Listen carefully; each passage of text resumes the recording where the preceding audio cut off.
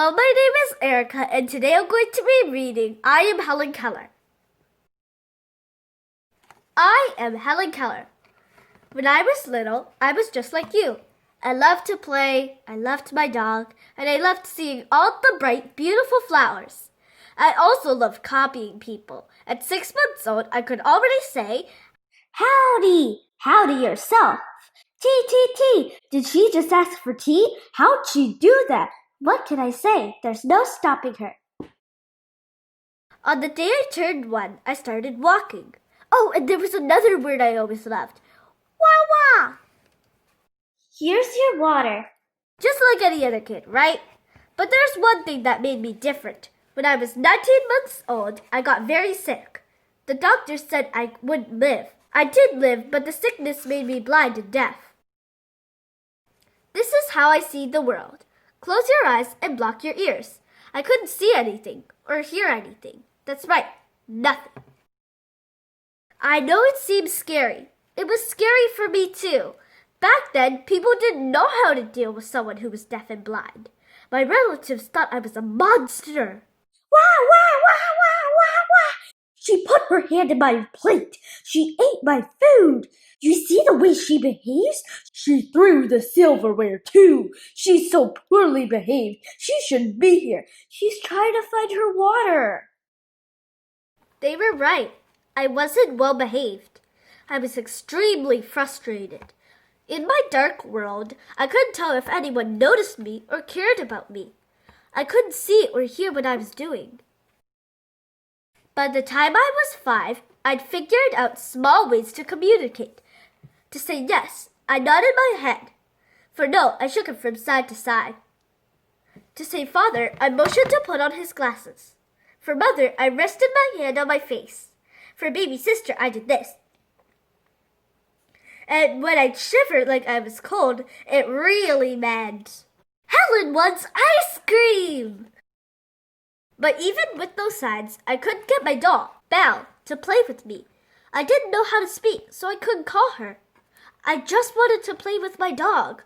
The saddest part was, I got used to a dark and silent world. People told my parents to give up on me, that I'd never be good at anything. They didn't listen, though. After reading about another blind and deaf girl, my parents found something they hadn't had since I'd gotten sick. Hope. This says there are places that teach deaf and blind children. That's what she needs. She needs a teacher. We all do. Everyone needs a teacher. Still, I had no idea what the world was about to bring me. I never had a more important day. I was 6 years old. From the way my mother was hurrying, I knew something big was coming. I stood on the porch, waiting, feeling the sun on my face. Someone approached. I could feel footsteps. I reached out, thinking it was my mother. She pulled me into her arms. Her name was Anne Sullivan. She's the teacher who changed my life. In one of her first lessons, she gave me a toy doll. After letting me play with it, she spelled the word doll into the palm of my hand. I could feel them, but I didn't know what letters or words were, or how they worked. It didn't stop Miss Sullivan. One day, we were arguing as she was trying to teach me the words mug and water. I got so upset, I took my new doll and smashed it on the ground. I got angry a lot back then. It was so hard for me. I was frustrated. Never losing her patience, my teacher took me outside. At a nearby spout, she put my hand under the running water. In my other hand, she spelled the word W-A-T-E-R. Then she spelled it again, W-A-T-E-R. And again, W-A-T-E-R. And again, W-A-T-E-R. And again, W-A-T-E-R. And again, W-A-T-E-R. Water, water, water, water. You understand, don't you? You understand! I understood. From there, I realized everything had a name. Every object I touched seemed to burst to life. Mother, lamp, table, father, dog, sister, teacher. And now, when I wrote words in my teacher's hand, I had someone who could understand me. When you're learning something new, it's often hard. I started with words. My vocabulary grew fast. Eventually, I learned the meaning of the word love. I had given my teacher some flowers, so she spelled into my hand, I love Helen.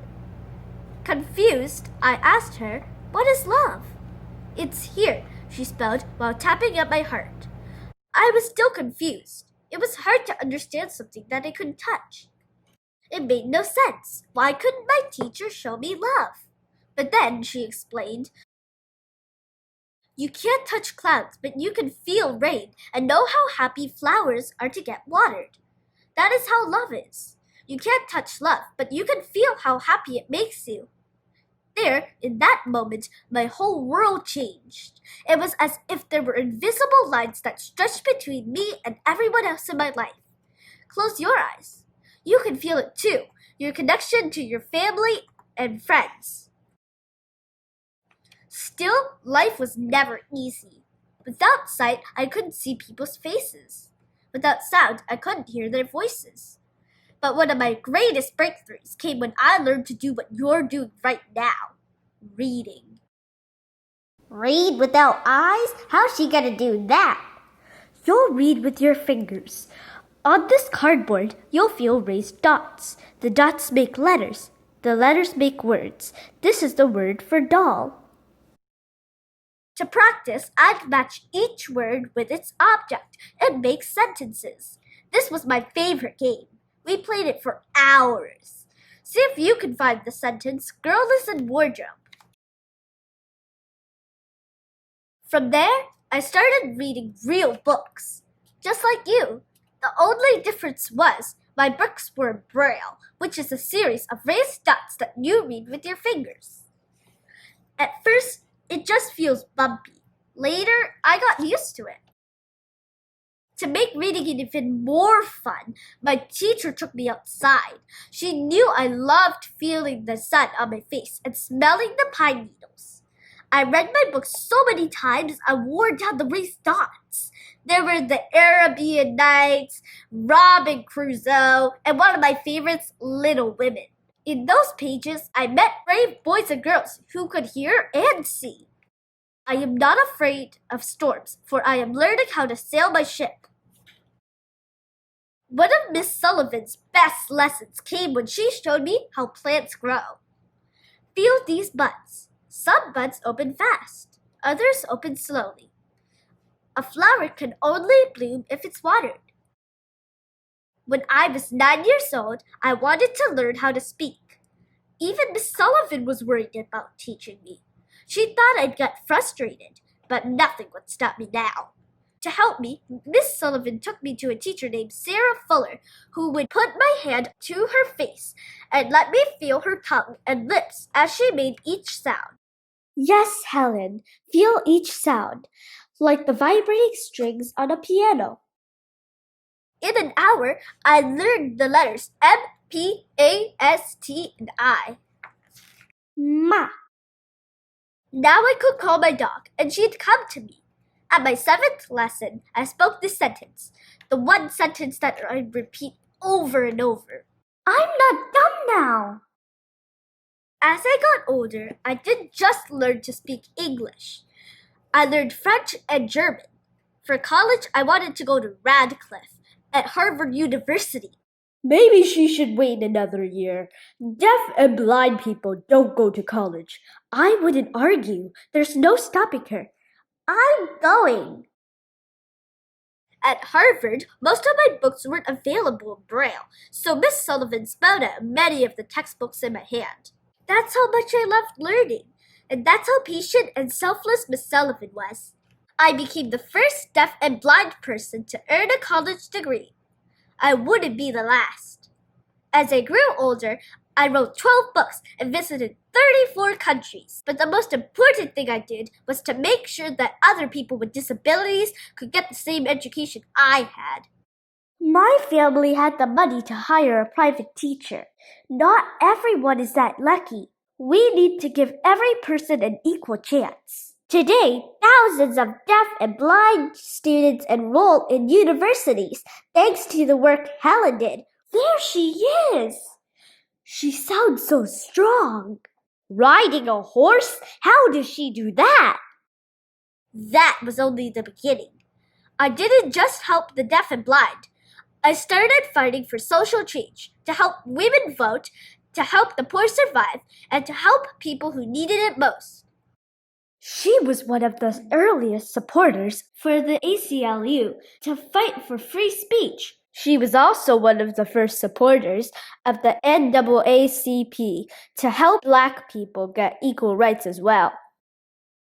She met every president from Grover Cleveland to Lyndon Johnson, but let's be honest, they met her. Today, the American Foundation for the Blind and Helen Keller International continue to help the blind and hungry. In my life, they said I was different. They said I'd never be normal. But the truth is, there's no such thing as a normal life. Every one of us is like a flower that must be watered. Every one of us is full of potential, and every one of us can overcome obstacles. Look at me. Hear my words. I may not be able to see, but I have vision. I may not be able to hear, but I have a voice. Think of your life as a hill that must be climbed. There's no correct path to get to the top. We all zigzag in our own ways. She's the first statue in the U.S. Capitol that's of a child. I really want to know, how do you do all that stuff? I just decided I could. At some point, you'll slip, you'll fall, you'll tumble back down again. But if you get back up and keep climbing, I promise you, you'll reach the top. Don't let anything hold you back. Our lives are what we make of them. There will always be obstacles, but there will always be ways around them. I am Helen Keller, and I won't let anything stop me. Oh, and one last thing. Go say thank you to that teacher who helped you when you needed it most. The best and the most beautiful things in the world cannot be seen or even touched, but just felt in the heart. Helen Keller. Thank you for listening to my video. Please subscribe to my channel.